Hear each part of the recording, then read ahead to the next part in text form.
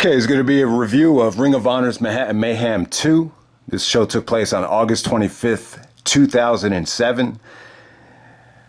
This probably would have been the first Ring of Honor show I ever went to, but because of the timing, it just wasn't to be. But yeah, from the Manhattan Center, Manhattan Mayhem 2. So if you haven't seen the original Manhattan Mayhem yet, it's definitely, arguably still the best Ring of Honor show ever. It just has a lot of depth to it from top to bottom. It definitely holds up. Every single match, it felt like they knocked it out of the park. I think with Manhattan Mayhem 2, it's not as consistent. It's a little bit of a different structure. This is more about just a great double main event. I will say this though, I think Danielson Morishima is probably better than anything on the original Manhattan Mayhem. And, the same thing might even go for the 2 out of 3 falls Briscoes main event. I thought it was that good, and I think it's underrated. But, but definitely Manhattan Mayhem 2, it's not the super show from top to bottom that the original Manhattan Mayhem was. I think there was probably too much storyline stuff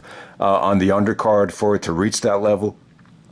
And let's get right down to it. So first match of the night, we got Matt Cross and Erick Stevens of Austin Aries Resilience to take on Jigsaw and Mike Quackenbush of Chikara. So, huge night for Quack. I want to say this is probably the biggest venue Quack has ever wrestled in. I think the first time he ever wrestled in the Manhattan Center, at least for Ring of Honor. So yeah, this 2007 was a big year for Chikara. I think Quack and Jigsaw wrestling in Ring of Honor, was probably one of the best things that they've ever done to get Chikara some attention. So yeah, this was definitely a good match here. Lots of breakups, lots of hot tags. Quack. I would have liked to see Quack in a singles match here to really kind of showcase. It just didn't seem like the fans really grasped how great of a wrestler Quackenbush was. But that's one of the things about it, though. This is more of a tag team match. Lots of breakups, lots of hot tags. There was actually a holy shit chant when Erick Stevens broke up the Gigatonic. And I thought it was good stuff. It was probably the most underrated thing of the night. Really set the tone for what was going to be a great show. So next up, we got Jimmy Jacobs making his return from the knee injury to take on Mitch Franklin of the ROH Wrestling School. So yeah, Jacobs kind of had the mentality where he was happy to be back. It was kind of like the last time you got to see the Jimmy Loves Lacey version of Jimmy Jacobs, where he's still playing the, lovesick Jimmy Jacobs. But he promises everybody he's got something special in store within the next couple weeks. But little do we know it would be the Age of the Fall, which was going to be a very dark moment. But, kind of a nice little swerve there with Jimmy's, kind of nonchalant mentality with the promo. But, him and Mitch Franklin. This was pretty much a squash match with Jimmy, doing the end time and, making quick work of Mitch Franklin. Probably the weakest thing on the show. But when you watch Jimmy face a guy like this from the Ring of Honor Wrestling School, it's almost like, wow, Jimmy could have easily ended up, being one of these guys. But what separated Jimmy is just the incredible promos, the incredible determination and guts that he has in the like in the match where he got hurt in with BJ Whitmer. He just had an insane ability to really put it all on the line. So, but yeah, man, Jimmy Jacobs, man, I remember seeing the promo at Final Battle when he talked about how he's writing for Impact now. He definitely seems like he's in a much better state of mind now that he's more of a writer. So yeah, good for Jimmy. And this kind of, this was kind of a little bit of foreshadowing of things to come with the Age of the Fall. So move on to the next match. We got BJ Whitmer, Adam Pearce, and Brent Albright of the Hangman Three taking on Nigel McGuinness, Delirious, and Pelle Primeau.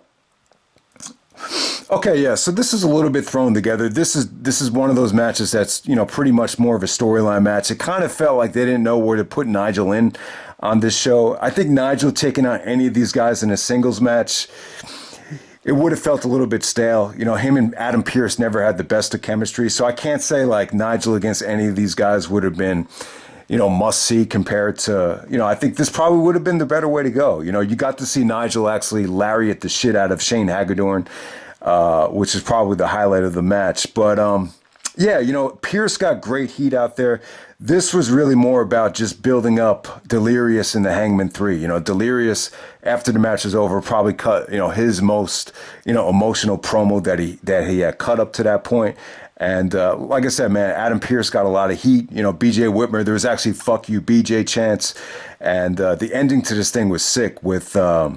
BJ countering a springboard to Pelle Primeau, hits him with a lariat, then hits him with a nasty-looking pile driver that puts his thing away. So there we go with that. But yeah, this is kind of like the last time Nigel was at the Manhattan Center without getting a ton of heat. The very next time Nigel came to the Manhattan Center, the next few times he would, enter the Manhattan Center without defending the ROH title. So this was during happier days in terms of Nigel and his connection with the NYC fans. So we move on to the next match. We got Davey Richards taking on Pac. Hell of a matchup right here. I think if this had happened a couple years later, maybe in the first couple of years of Evolve, it definitely would have reached its potential. At this time, Pac, his body wasn't, fully, developed yet. And, Davey didn't really quite hit his stride at this point. I thought the match came off great. I really have fun watching it. The live reports, though, I watched True Slayer's review, and I do remember reading in the ROH message board, there's a lot of crap going on here. Apparently, Pac was so botchy that they had to edit this thing. And I'll tell you, normally you never hear about Ring of Honor editing anything. But I'll tell you, I didn't really notice, any of the edits. I do remember from the live reports that, Davey kind of went into a Benoit-like routine with the German suplexes. And I guess, one of the sequences just kind of felt a little bit Benoit-like. And then apparently it just seemed to me like, watching it back, it felt like someone started a Benoit chant and then it was just drowned out by a ton of boos. Because you got to remember, at this time, we're about 2 months removed from the incident. So it's still kind of in the back of people's minds and everything like that. And I do remember a really negative term that came out from the live report. But, I don't want to darken the mood and I don't want to say it. But, yeah, I mean, other than that, I didn't really notice any of the botches. I thought Pac actually hit a beautiful black arrow off the top turnbuckle onto Davey. The crowd was going crazy for some of Pac's high spots, and Davey was just intense. A lot of his lariats and a lot of his, power moves really came off well. The sequences were, Pac tried to counter out of the Kimura and Davey locking in the Kimura. I thought there was great anticipation for the tap out. For what they cut down and put on the DVD, I thought this actually came off really good. So if anyone has any backstory in terms of if this was really that bad from the live reports or how chopped up this was, I'd like to know how you felt about it. But hey, when you play it back, it came off pretty good. But yeah, I mean, I don't like to know that stuff got edited. I would rather them keep the matches for the way they are. But for what this match was, I thought it was fine. All right, so next up we got Roderick Strong taking on Austin Aries and Jack Evans. We got the three former guys from Generation X, all kind of trying to create their own stable at this time. So Jack, earlier on in the year, Jack was trying to keep Aries and Strong on the same page, but he learned that he needed to, find his own stable. So he, Julius Smokes helped him out here. So, yeah, this triple threat match, it's more storyline driven. More than anything, they weren't really trying to have a great match. Behind the referee's back or after the referee got knocked down, you saw all the stables come out. You saw, Davey Richards come out trying to help Roderick. You saw Ruckus actually make his Ring of Honor debut, and he was going to be part of Jack Evans' stable, which was going to be known as the Vulture Squad.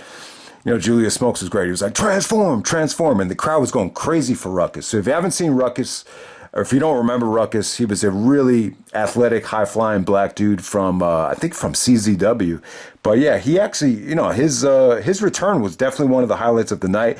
And for some reason, the crowd actually booed Erick Stevens and Matt Cross of the Resilience, which is funny because, Austin Aries is supposed to be the fan favorite. But, after the referee got back to his senses after getting knocked. It seemed like the referee was knocked out for like 10 minutes just so all this could go back on. But when the referee got back up to his senses, Aries actually hit the brainbuster in the 450 to get the victory. But Aries actually took a nasty table bump.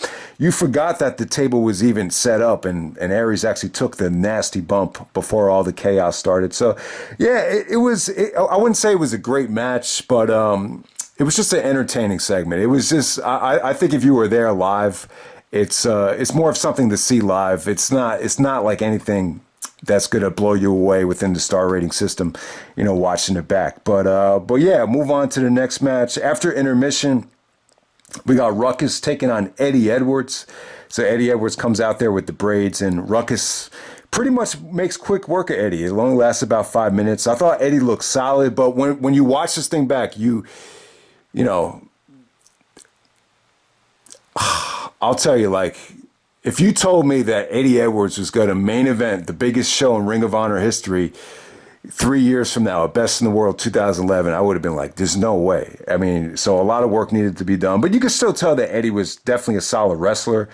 Well, when you look back at this, like the fact that Ruckus actually almost like kind of in a semi-squash against Eddie Edwards, it's like, how the hell did this happen? But yeah, Ruckus was cool here. I would say this though, Ruckus wasn't able to maintain that hot crowd that he had when he first came out. I will say that. So there we go. There we go with the Ruckus match. Next up, we got Chris Hero taking on Claudio Castagnoli. I thought this was good stuff. Claudio was feuding with Sweet and Sour Incorporated at the time. I would definitely say this is probably the best Hero and Claudio match in Ring of Honor. And a lot of their matches had the tendency to go a little bit too long. I remember at Unscripted 3, there was a snowstorm, so they were just kind of trying to waste time. I think that match went like 27 minutes, and which was not good. It definitely had a lot of pacing issues. I remember even their PWG match when the rope broke, when the ring broke. I thought that went a little bit too long. I think that went about 40, if I'm not mistaken. But yeah, this was perfect. This felt like it was about 17, 18 minutes. It was crisp. It was a little bit tighter. I love Hero at this time. I thought Hero was great. Once again, you had a lot of "Let's Go Hero" chants, and then you had a lot of "Fuck you, Hero."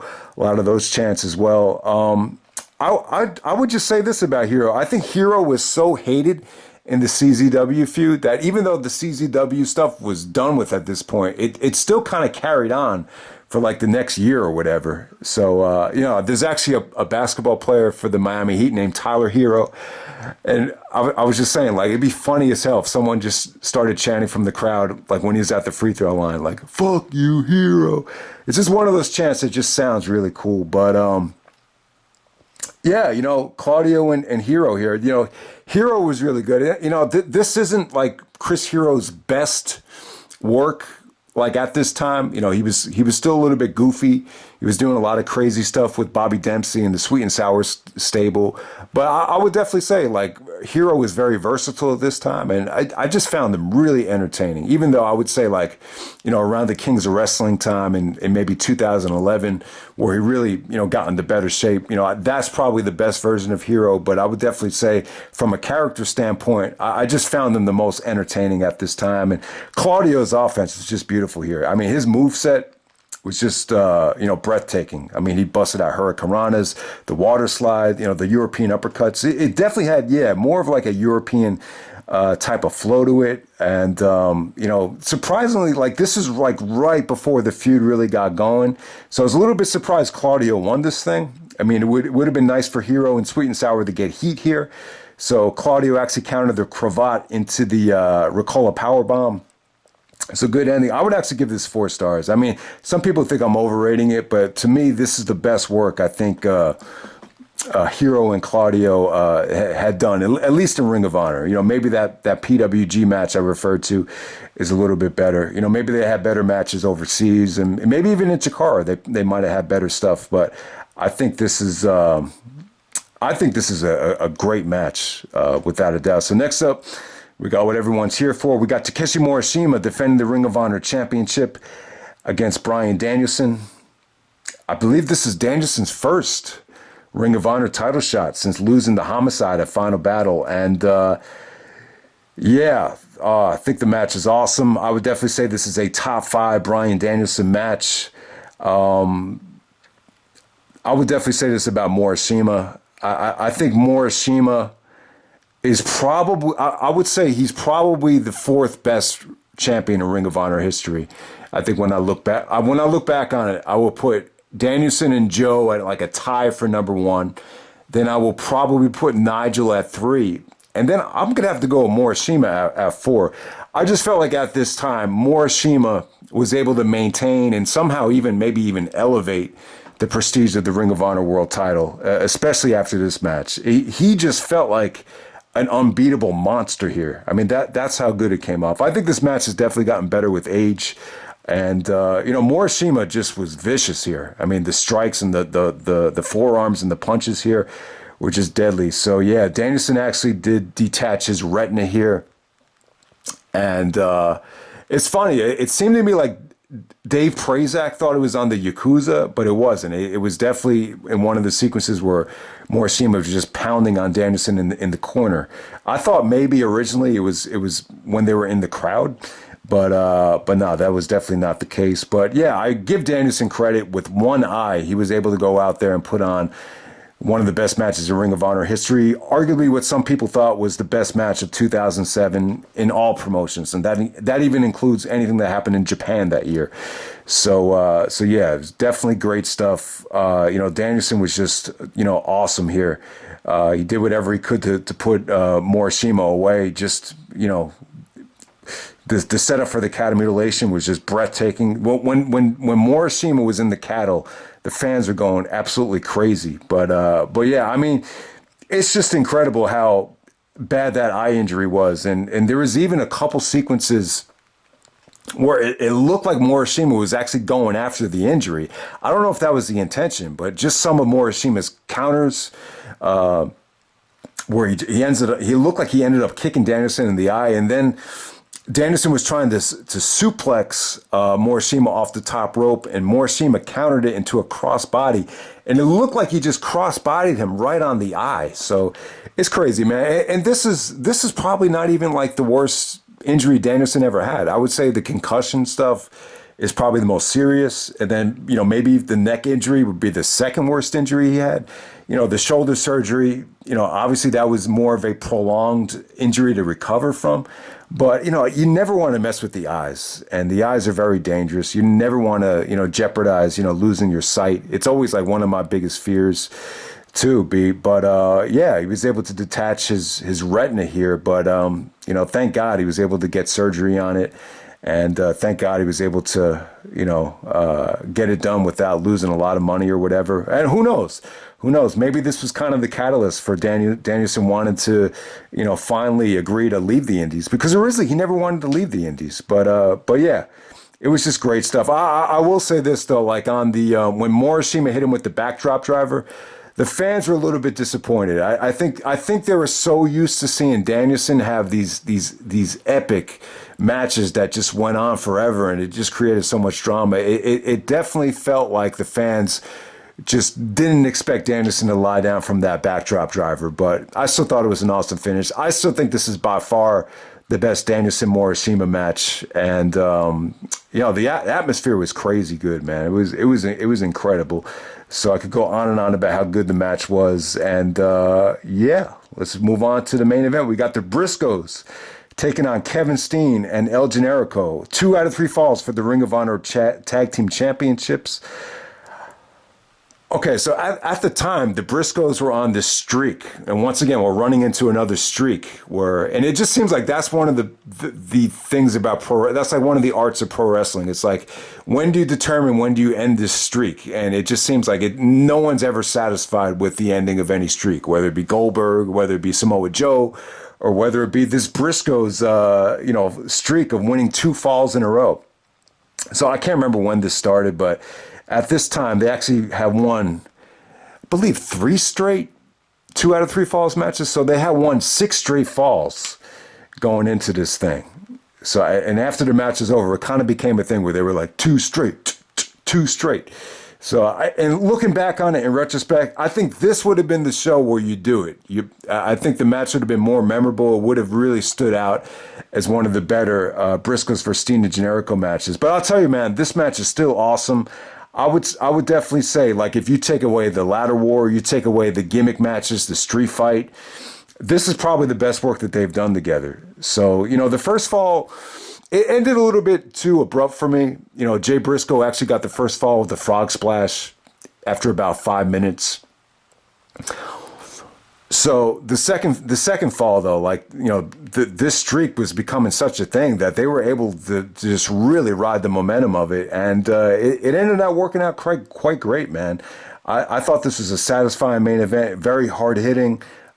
Steen took a bump here that I remember he had a really bad injury after. He said, after Mayhem 2, I think he took the Death Valley driver on the edge of the ring apron, had a tough time recovering from that. So, so that was pretty nasty. But, they went into overkill mode, man. Steen kicked out of the Doomsday device. Generico was, doing torpedoes and high-flying stuff.